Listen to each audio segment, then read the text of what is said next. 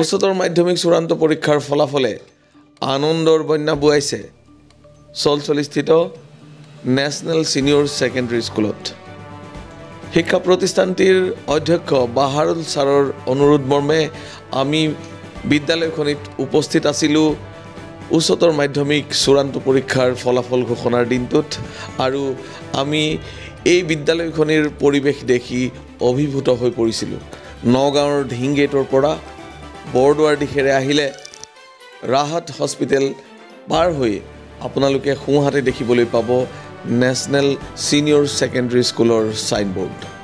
এই বিদ্যালয়খনিত দুবছৰৰ পূৰ্বে আৰম্ভ হৈছিল বিজ্ঞান শাখা আৰু এই বছৰ বিজ্ঞান শাখাৰ প্ৰথমটো বেষ্টৰ ফলাফল ঘোষণা হৈছে আৰু উৎকৃষ্ট ফলাফল দেখুৱাবলৈ সক্ষম হৈছে ছাত্ৰ ছাত্ৰীসকলে।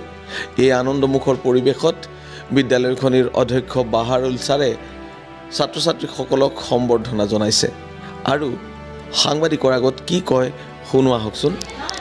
আমাৰ ছায়েন্স টিমটো বিশেষকৈ আমাৰ ছায়েন্স টিমটো আজি দুবছৰ আগতে আমি আৰম্ভ কৰিছিলোঁ আৰু দুবছৰ আৰম্ভ কৰি আমি চৰকাৰৰ পৰা স্বীকৃতি লাভ কৰিলোঁ আৰু ছায়েন্সৰ আমি প্ৰেক্টিকেল চেণ্টাৰটো পালোঁ। আমি মাত্ৰ প্ৰথম বছৰতে ছায়েন্স আৰম্ভ কৰি 11টা ল'ৰা ছোৱালী দি আৰম্ভ কৰিছিলোঁ আৰু 11টা ল'ৰা ছোৱালী পৰীক্ষাত অৱতীৰ্ণ হৈছিল। তাৰ মাজত আজি যিটো ফলাফল পাইছোঁ সঁচাকৈ আমি যথেষ্ট আনন্দিত হৈছোঁ। আমাৰ শিক্ষকসকলৰ পৰিশ্ৰম তথা ছাত্ৰ ছাত্ৰীসকলৰ অশেষ চেষ্টাৰ ফলত আজি আমি এই ৰিজাল্ট ভাল ফলাফল পাবলৈ সক্ষম হৈছোঁ। আমাৰ আজি যিটো ছায়েন্সত ফলাফল ওলাইছে 11টা ল'ৰা ছোৱালী এপিয়াৰ হৈছিল, তাৰ ভিতৰত আমি 100% 100% ৰিজাল্ট পাইছোঁ। 100% ছাত্ৰ ছাত্ৰীয়ে পাছ কৰিছে।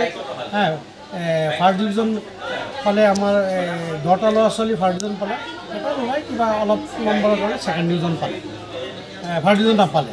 গতিকে আমি সঁচাকৈ নথৈ আনন্দিত হৈছোঁ কাৰণ এইটো মেক্সিমাম ল'ৰা ছোৱালী এই আমাৰ এই দুখীয়া অঞ্চলত কলেজখন অৱস্থিত আৰু খুব দুখীয়া পৰিয়ালৰ ল'ৰা ছোৱালী আহি ইয়াত পঢ়া শুনা কৰিছে।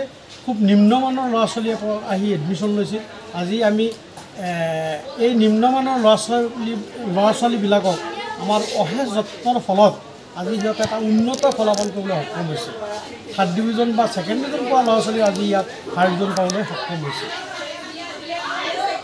হয়, গতিকে মই আজি আমাৰ যিহেতু প্ৰথম ফলাফল আমি পাইছোঁ, গতিকে পৰৱৰ্তী নেক্সট ফলাফলৰ কাৰণে আমি নিজকে প্ৰস্তুত কৰিবলৈ আমি সাজু হৈছোঁ। গতিকে আমাৰ ছায়েন্সত নামভৰ্তি চলি আছে। গতিকে আমি নিশ্চয় আগলৈ আৰু ভাল ফলাফল পাবলৈ নিশ্চয় সক্ষম হ'ম বুলি মই আশা কৰিছোঁ। আৰু এডমিশ্যন চলি আছে নেকি? এডমিশ্যন চলি আছে, নামভৰ্তি চলি আছে।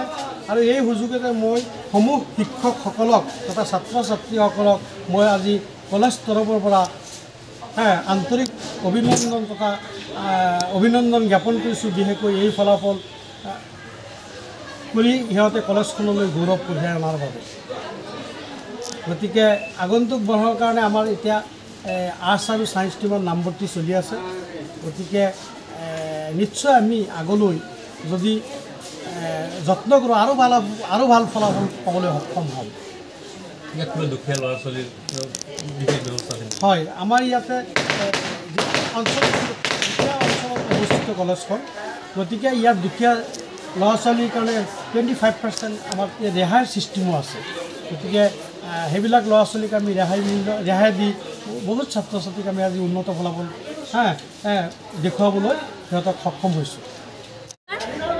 মোৰ নাম আফৰোজা নাছৰিন। এইবাৰ এইচএছত 61% উত্তীৰ্ণ হৈছোঁ। যিহেতু মোৰ HSLCত ইমান ভাল এটা ফলাফল নাছিল, মোৰ 41% আছিল।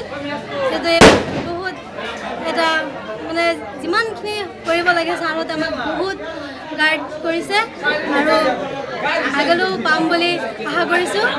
বহুত সুখী হ'লোঁ। মেট্ৰিকত কিমান আছিলে তোমাৰ পাৰ্চেণ্টেজ?